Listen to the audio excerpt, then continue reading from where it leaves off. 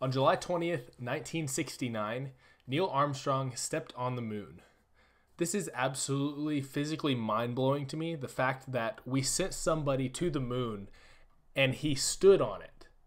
Like, that's insane.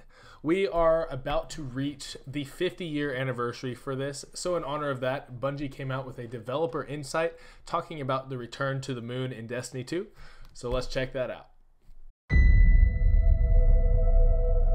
There's something about the moon. It fascinates us, it haunts us, and now it's calling us back. Bungie developer insight, return to the moon. And going back to the moon started as a bit of a passion project.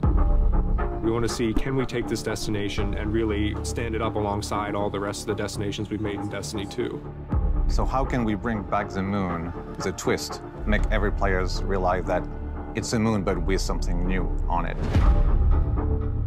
Shadowkeep, the moon is entirely changed. It's completely remastered. There have been a bunch of different changes, both large and small, for players to kind of experience on their own and find.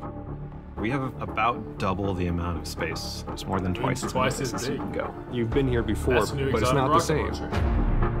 Main thing that drove us was the idea of what if there was a hive castle right on the surface. We were trying to go for something that felt really imposing and really threatening. It's very spiky and red, which just kind of makes it feel more aggressive. Yeah, it does. This is the Fallen Catch from Destiny 1, and it's actually kind of resting on the surface of the moon, and the Fallen are basically making a new base using pieces of the Catch. They're basically just trying to survive. There's a bunch of new lost sectors in the destination. This is one of the spaces in Destiny 1. Oh, you couldn't really go inside of it, but in Destiny 2, we kind of let you get deeper into these structures on the moon. It's meant to feel like you don't really know what you're going to find. You're not really sure how to traverse this land. Borealis? On the art side, it's got a completely rebuilt skybox. Every space has top to bottom new lighting. This is actually the first space that we relit in D1, so the lighting is a little bit more clean cut. Man, I love that strike.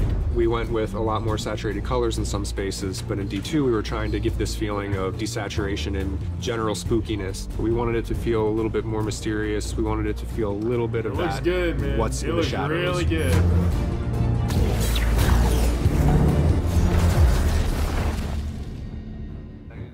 We're definitely respecting a lot of the secrets that started in D1, and we're exposing those and digging into them a lot more.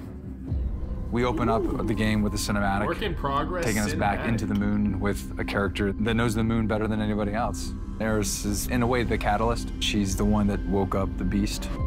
Imagine that we're gonna have like a layer of that, dust and a little bit more of that rockiness on there, so when she does reach out to it, it'll wake up.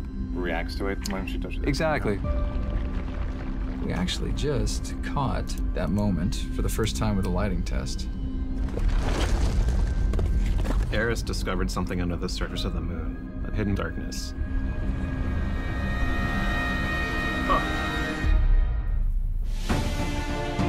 There's so much we don't know about the moon. I think a lot of this release is about mystery.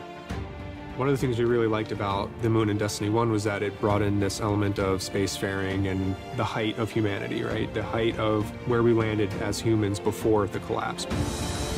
So there's a lot of stories that we're telling about the history of humanity here. The people that built the accelerator, the people that built all these structures on the moon, like what happened to them, where did they go? I'm gonna love reading that lore.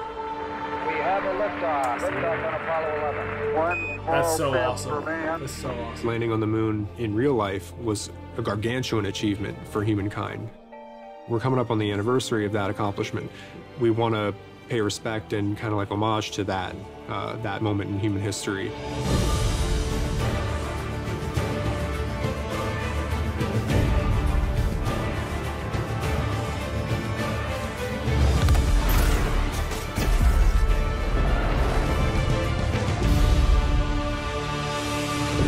It looks good.